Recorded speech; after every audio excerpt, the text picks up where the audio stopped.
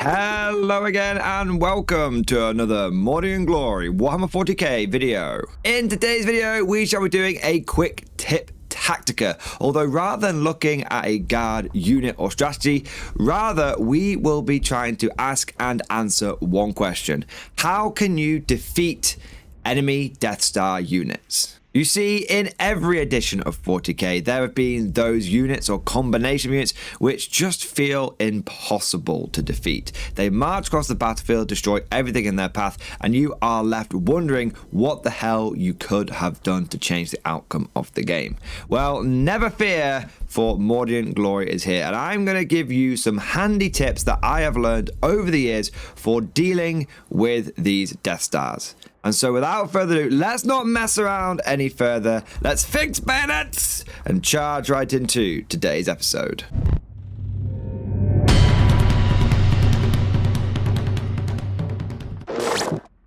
So the first thing that I want to do is try and loosely define what a Death Star unit is. Over the editions, Death Stars have taken a lot of different forms. Back in 6th and 7th edition, you had the infamous Screamer Star and Wolf Star and even the Farsight Bomb. Going into 8th edition, you had things like the Nyon Unkillable Iron Hands Dreadnought. In 10th edition, at least in the early days, you could probably say that Wraith Knights were a bit of a Death Star because you could dump so many fate dice into them and they could deal so many devastating wounds that it felt like nothing could stand up against them. Attention guardsmen, the Commissariat has detected you have not yet liked this video. Do so immediately or else you will face the Emperor's wrath. And anyone who has not yet subscribed to the channel will be transferred to the penal battalions. That is all. Move out! Now, fortunately, many of those examples only exist in the past, and our sanity can be spared from the horrors that they inflicted upon the tabletop game. But despite that, there are still many Death Star units that exist in 10th edition, and they all share some common traits. They tend to be extremely powerful, very difficult to fight head-on, and they have the ability to single-handedly influence, if not win, games.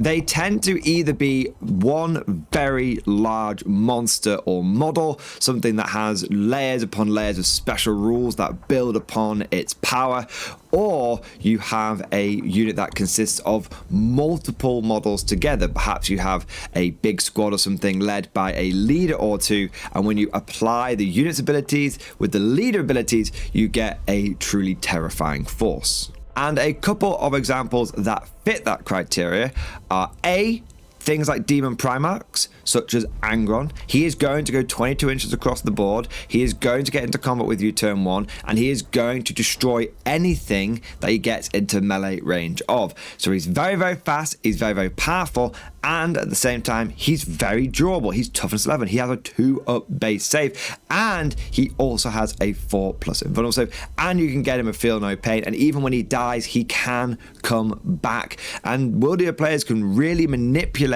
their Blessings of Chaos, their Blood Tithe, so that they can make Angron coming back a semi-reliable event. So even if you kill him, he is going to come back and start wrecking your day again. That is a unit that on paper has very, very few downsides. You might say he's not very good at range combat, but the range doesn't matter. Range is just a way of projecting force across the table, and Angron can get across the table so quickly that being a short range, being a melee character isn't actually an issue for him because he can project that force as good as many shooting units can. But then you have the other kind of Death Star, where you take units that on their own are already quite good, and then you combine them together to make a truly terrifying combination. Off the top of my head, one that comes to mind is Chaos Demons. Be'lakor has a great stat line, good damage output, and he's relatively durable.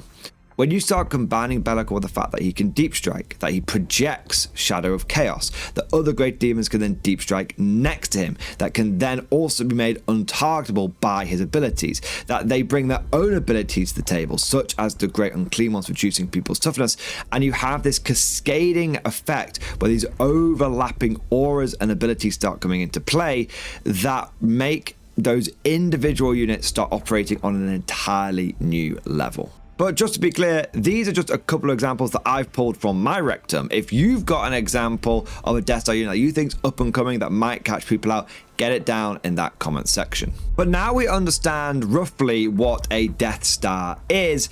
Now we have to try and understand what it's trying to do on the tabletop, because once we know what it's doing, we can try and develop some counterplay to it. Fundamentally, Deathstars are actually quite simple. They have one goal. They want to mess you up. They want to destroy your units. They want to try and expedite the tabling process.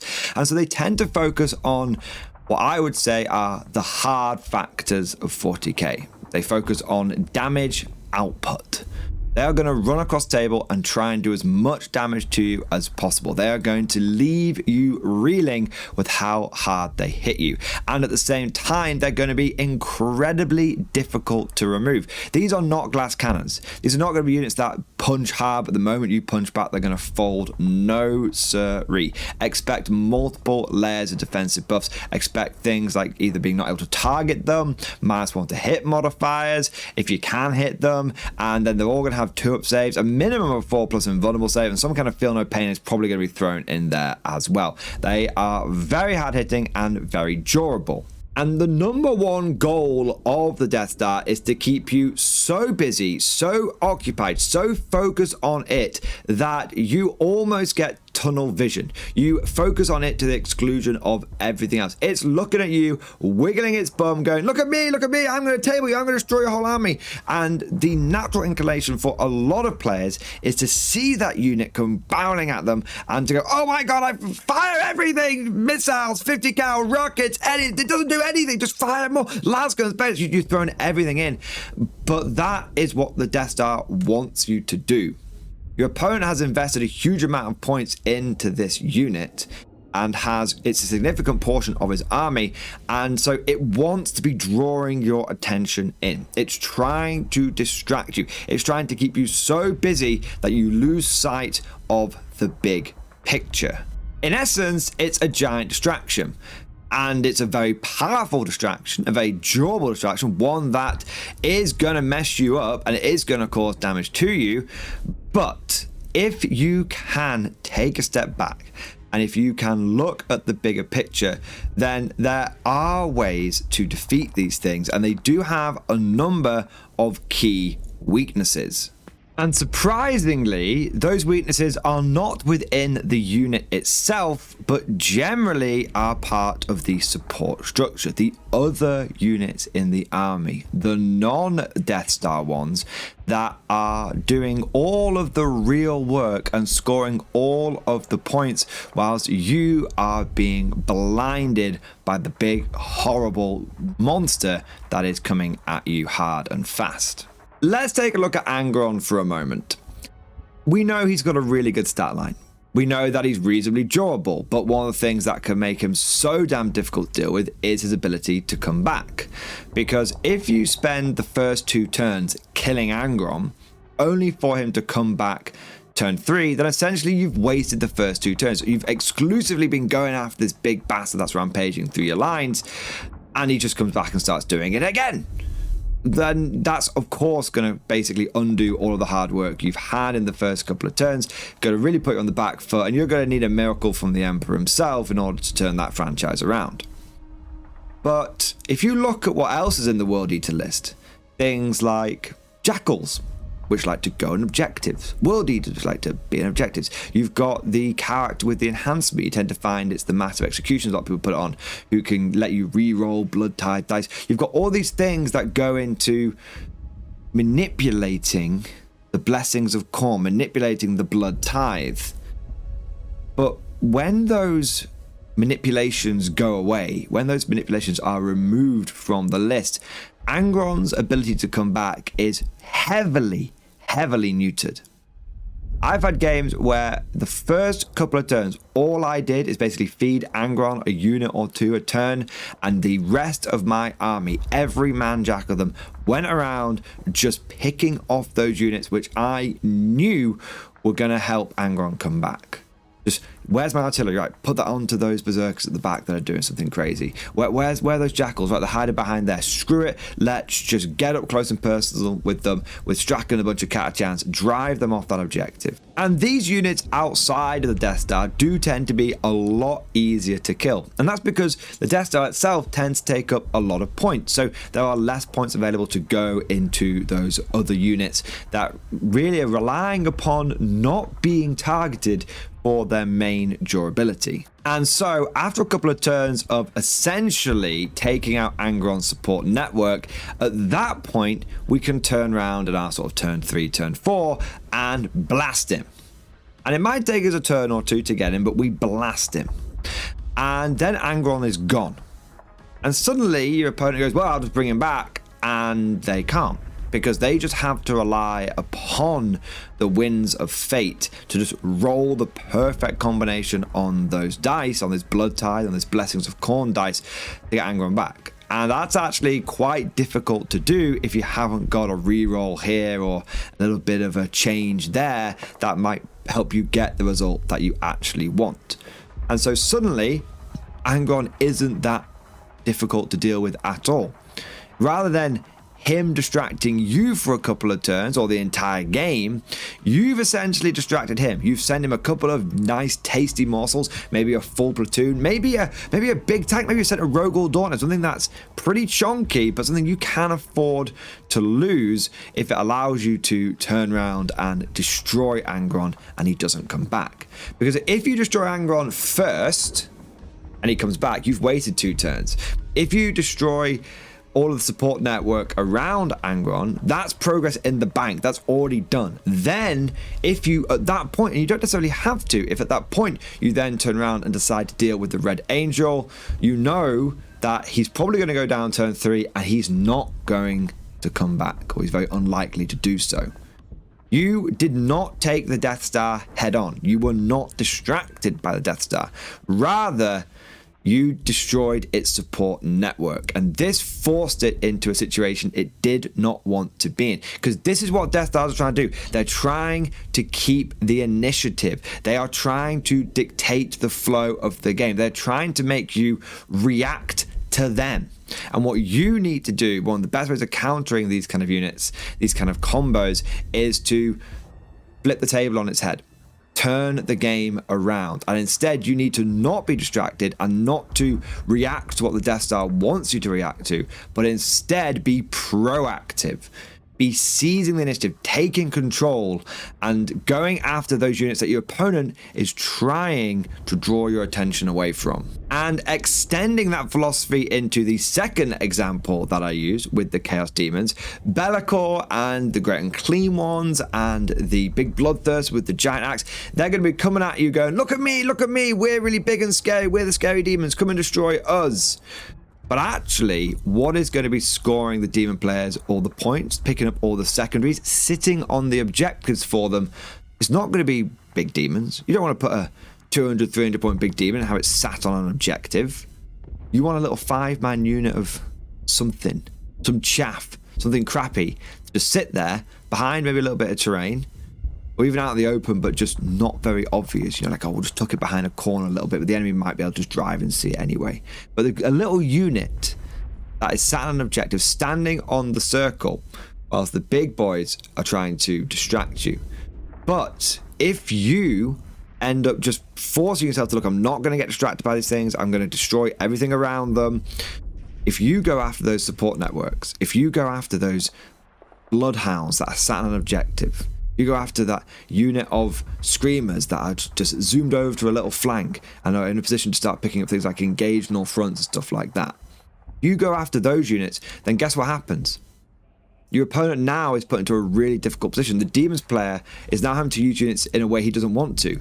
Because if you destroy all the little stuff, well, your opponent's going to have to put something on that primary objective. Because this is 10th edition. It's a game of standing on circles. Your opponent can destroy loads and loads of stuff, but if he's not holding objectives, he's not scoring points. And so I have had games at tournaments where I destroyed all the little stuff in the first 2 or 3 turns, and then over the course of turn 4, turn 5, sometimes turn 3 as well, I was able to basically pick off the greater demons as they stood there, thumb up their ass, trying desperately to score some points, and my opponent basically seeing how many 4 invulnerable saves he could roll. Again, you've taken the initiative, you've taken control of the game, and you've, rather than your opponent forcing you to react to him, you have forced your opponent to react to you, and you've made him use his units in a way that he doesn't want to. Rather than those demons coming at you and constantly smash, you've taken the pressure off and you've forced them to actually pull back a little bit. One of the best things you can do when fighting into demons, if they've got Be'lakor and they're pushing everything into the center, is just target the home objective. Especially if it's a mission that requires you to hold the home objective. They have like little 10-man unit of demonettes on there, and you just get your artillery, blow them off the table turn 1, and your opponent's going to go, damn, I need to put something back there now. That's going to be a really difficult choice, because either they've got to take some of their other chaff units and spread them out, so now they've got a less good grip on those objectives, or they have to send a big demon back if they've really skimped out on the little stuff, and they send a big demon back. That's one less big demon you have to deal with. That's a lot less pressure. That allows you to then manage the battlefield a little bit more, and maybe you can start taking on the demons head on if you are making them come at you piecemeal. Now, in both of the examples that I've given, one of the key factors at play for defeating them was maneuverability and the ability for you to project your force across the table. Maneuverability allows you to not just get trapped in a corner, allows you to be able to spread out. This can come in the form of like scions, deep striking down, or you could also have more mechanized units or outflanking units. You could have things coming back from reinforcements and whatnot. Maneuverability is really important, because otherwise you're just going to get stuck in the corner, and by the time that you've got through the enemy big monsters, you may find that the enemy is so far ahead on points that you struggle to catch up. However, there is one last very important point that I want to make about Deathstars, which is that it is rarely possible to ignore them for the entire game. There's always exceptions that prove the rule, but at some point you are going to need to take them on, because if you've got a unit or a number of units which can do a phenomenal amount of damage every turn, it's all well and good saying I'm just going to ignore them the whole game and win on points. You might just get tabled. They might just destroy a lot of your army. And it is possible to lose 95% of your army and still win the game, of course, but it can be kind of risky. If you notice what I've been saying over the last few minutes, it's not been just ignore Death Stars and never ever focus on them. What I'm saying is you need to spend the first couple of turns shaping the environment so that you can then take them on. So in the case of Angron, I still said we're going to go after him, we're going to destroy him, but to make sure that he doesn't come back and essentially undo our hard work, we need to get rid of the things that support Angron. Once we've got rid of those support units, once he's isolated on his own, then we can strike and take him down. Likewise with things like the greater demons, once we've got rid of all the units that are trying to do the primary and trying to do the secondary points, then it forces those greater demons to start doing things they don't want to do, like sitting on objectives, sitting on primary. Then we can take them down. So it's all about shaping the battlefield and creating an environment which then allows you to take on the Death Star. This is a mistake that I made for a long time. I kept saying to myself, I'm just going to ignore the big horrible unit. If I ignore it and kill everything else and focus on points, I'll win, right? And what I kept finding was happening is I would be ahead, I'd be ahead, but that turn 4, that turn 5, or in previous editions, that turn 6, things would just flip at the last moment. I ran out of steam. Well, at least that's what happened with me. But of course, all of this is just like my opinion, man. Let me know what you think down in the comment section below. How do you typically take on Death Stars? And if you've got any tips and tricks for your fellow commanders out there. Of course, if you enjoyed today's video, don't forget to smash that like button and also subscribe to never miss an episode. Would you like to know more? If so, then please consider becoming a channel member or patron. By supporting the channel, not only will you be doing your part, but you'll also be helping me create more content for your viewing pleasure and unlocking a whole host of perks. You get everything from a badge next to your name, custom emojis, but the big one is access to the Mordian Glory Discord server, an online community with almost 2,500 active members. It's always popping off in the MG Discord. We've got channels for army lists, hobbying, tactics, stories, and even a pretty spicy meme section as well. For all you greenhorns that wanted to see the Mordian Glory Hole, today is your lucky day.